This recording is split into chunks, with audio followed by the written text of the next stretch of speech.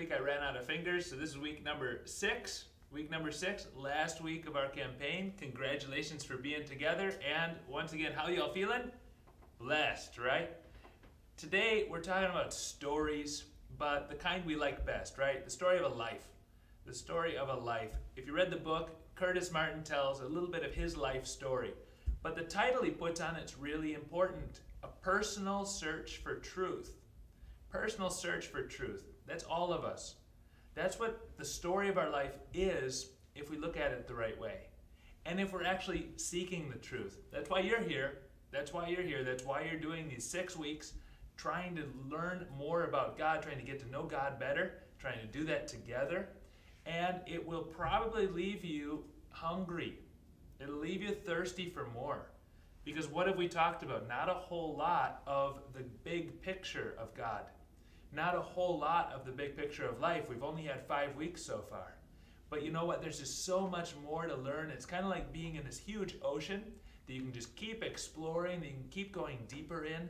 That's the way God is. That's the way His truth is, but above all, that's the way His love is. It'll always leave you in this life hungrier and thirstier for more. Satisfaction doesn't fully come until heaven. Until heaven. When you're finally immersed in a love that you can never lose. But let's talk about stories.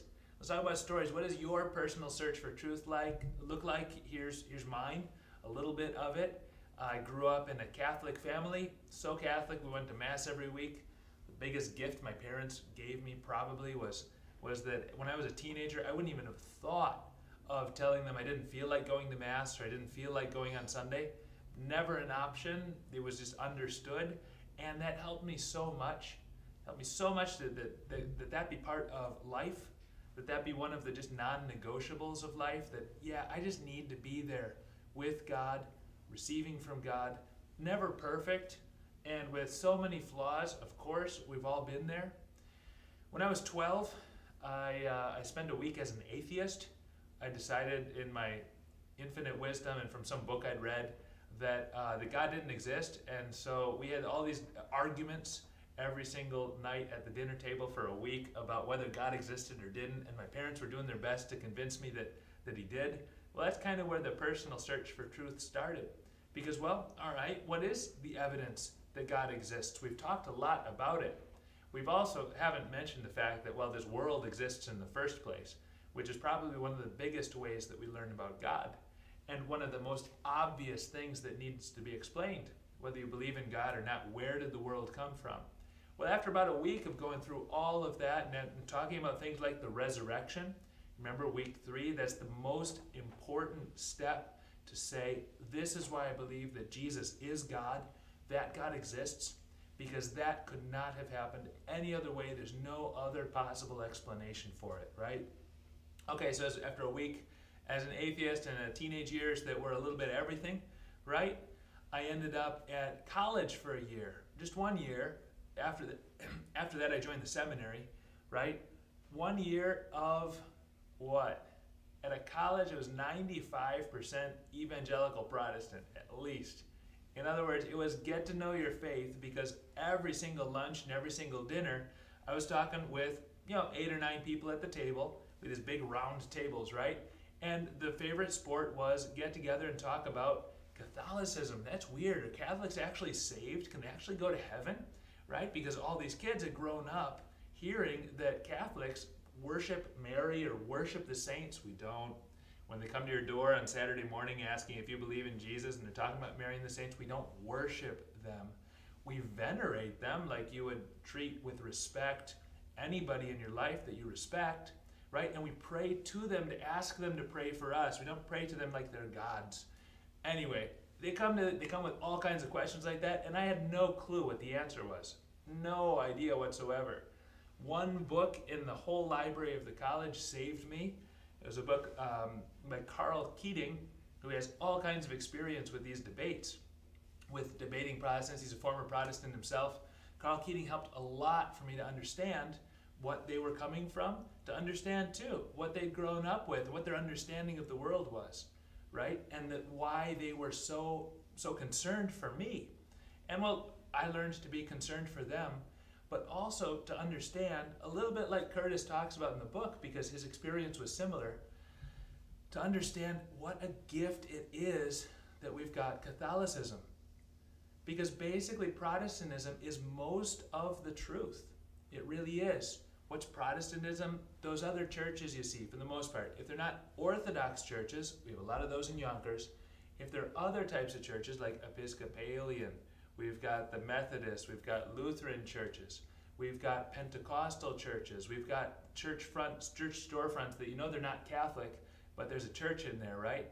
There's the one building on South Broadway. It's got 3 different churches in the same building, right? All those churches, well, what are they? They're most of the truth, but they're missing something. And they're missing some really, really important gifts that we've got that God gave us so that we could get to heaven. The Eucharist.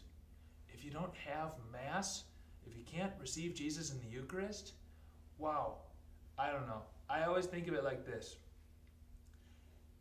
If you're crossing a desert, you're going to want to bring food, water, you're going to want to bring lots of supplies. The Catholic is sort of like somebody who's crossing a desert. This life isn't easy. There's so many obstacles. If you've got the Eucharist, if you've got confession, if you've got the Pope that you can look to for truth, you're just so much better off than the guy who's trying to cross the desert without any supplies. It's just you're a lot more likely to make it because you've got more tools, you've got the food, the water that you need, right? So when people show up and start to argue about religion, why get mad? Feel a little bit sorry for them, maybe in the depths of your heart. Don't say, oh, I pity you or something like that, where you're just going to turn somebody off, right? But in the depths of your heart, think, my gosh, I've got all these things that they don't have. I've got all these gifts that God wanted to give me, especially the powerful intercession of his mother, like we talked about a couple weeks ago, that Mary is in our life too.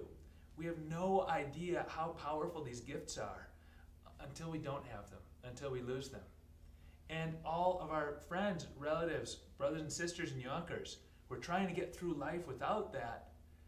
I don't know about you, but I feel sorry for them.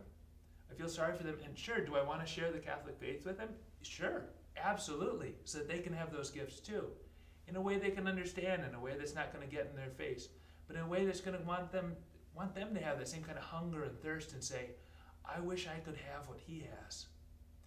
Anyway, the rest of my story is the story of being in the seminary, studying for the priesthood, and then almost 5 years now of priesthood. And it's still a search for truth. It's still a journey for truth. It's still getting to know God better.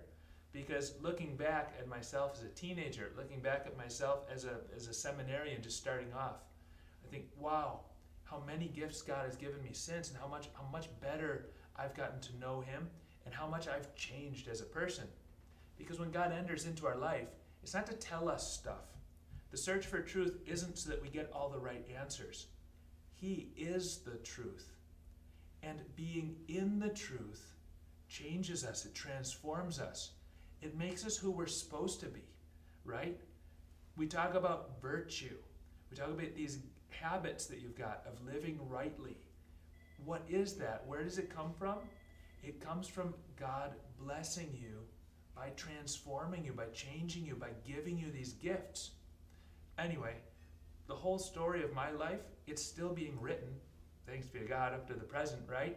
Even in the last month, so many things I've learned about God and so many amazing things have happened in my life.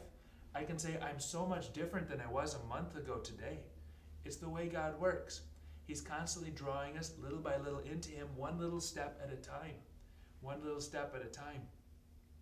Behind me, we've got this beautiful stained glass window here. This is the Rectory. This is where the priests live.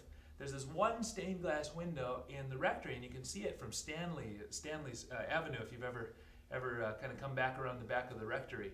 Don't look at how well painted the Rectory is. Yes, we know we need to work on that, but anyway, the money that you're giving in the collections is going for better things at the moment. This stained glass window, though, is this beautiful scene from Matthew chapter 14. Jesus is walking on the water, and Peter says, I'll jump out of the boat if you'll let me. If you'll say, walk towards me, I'll walk on the water towards you. He just needs to be with Jesus. Maybe that's how you're feeling right now. Maybe that hunger and the thirst looks like that. Maybe at other times in your life you've just felt this need to go. I need God, right? Peter feels that. But as he's walking, he's not perfect. And that's my story, and it's probably your story too, right? How many times have we been taking those little steps towards Jesus, but then like Peter, we fall. We start to sink because Peter took his eyes off Jesus. Because he started to focus on the difficulty of the journey. He started to focus on just how big those waves were and just how strong the wind was. It doesn't matter how strong the wind is in our lives. If we focus on that, we'll instantly lose sight of Jesus. Instantly, and then we start to sink. We keep our eyes on Jesus. My story and your story is, that's when we find God and that's when we find truth. So what's your story? I'm going to invite you in the conversation you've got now to be open, be honest. It's going to help everybody around if you say, okay, this is where I'm at right now. These are my questions. I have questions about God. If you don't have questions about God, well, maybe you're not being honest enough with yourself. Or maybe you're not thinking hard enough about it, right? I have questions about God. I have so much more that I would love God to give me. I have so many things in my life I would love God to get rid of. I'm at a stage in my life where I'm in the middle of the journey. So are you. So where am I right now? And what do I need to ask my brothers and sisters who are gathered around here? What do I need to ask them to pray for me? Well, how do I need to ask them for support for me? With all honesty, with all openness, these are your friends now. These are your brothers and sisters in your group. They're here for you. They're here for you. Because we're all going to have those moments when we need to have somebody reach out and grab our hand and lift us up, right? Look to Jesus. Reach out for him. Reach out to your brothers and sisters too. So sharing a little bit of your journey, sharing the things you've been through, or how God has worked and moved in your life, it's going to help everybody around because all of us are at different points in our life. All of us have different struggles going on right now. Your struggle's probably not the same as the person next to you. It might be. Maybe you'll find out that you can really identify with them and you can really start to support them and have compassion on them because they're going through something you just went through, or they're going through something that you know all about. You're made for more. The person next to you is made for more. Your story tells us that you're meant for more. You're meant for more. You're not meant to be the same person. Your biography is not just me, me, me, me, me. It's the me that grows and that flourishes in God. If you choose him, if you enter into his life, if you enter into his kingdom through the gifts of his sacraments, as we've talked about, so that we can all have that resurrection. Get it? These are all the topics we've been going through in the book. You're made for more. This is how you're meant to be made for more. Real quick, commercial time. The Christ the King celebration is coming up probably this Sunday if you're watching this. If you're watching this in the week that's set up for it. This Sunday after the 12 o'clock Mass, great big concert, great big celebration downstairs in the church basement. Everybody's invited. Please come. It'd be great to see you. It'd be great to hear about the things that God's been doing in your life during these 6 weeks. And hey, let me throw this out there too. Is 6 weeks enough? I mean, is 6 weeks enough really? For us as a group, we've helped each other, we've supported each other. Do you want to keep walking? If you do, we're here. The idea is that the parish is going to help you out by giving you more material so that all the way through this year, from October to October or so, we'll have a campaign going on more or less all the time. And the next one starts the week after Christ the King. As we begin Advent, as we begin our preparation for Christmas, if it's all about gifts, we know this, right? Keep Christ in Christmas. If it's all about gifts and buying and preparing parties, we're all missing the point. We know it. And every single Advent, I always hear, and you always hear, and we're going to say it to each other again, I wish I would have prepared for Christmas better. It came so quick. It came so quick, and I don't think that spiritually I was really ready for that. Well, let's do it better this year. So starting on the first Sunday of Advent, we're going to have a series just like this, of preaching just like this, questions just like this, about hope. Hope. Where does our hope come from? And if I know where my hope comes from, if I know what it means that Jesus is coming into the world, well, then I know where my trust is. If you've got hope, you're going to have trust. And trust in God is the biggest gift He can give us. So anyway, that's our next series. You're invited. If there's any way we can help, let us know. If there's any way I can help, let us know. We're here for you, and aren't we all here for each other? That's what the church is. So, take a moment now and realize how you are made for more. Tell everybody what it means that you're made for more, and what your story means, and what your personal search for truth has been, so that we can all together discover that we are made for more. Amen.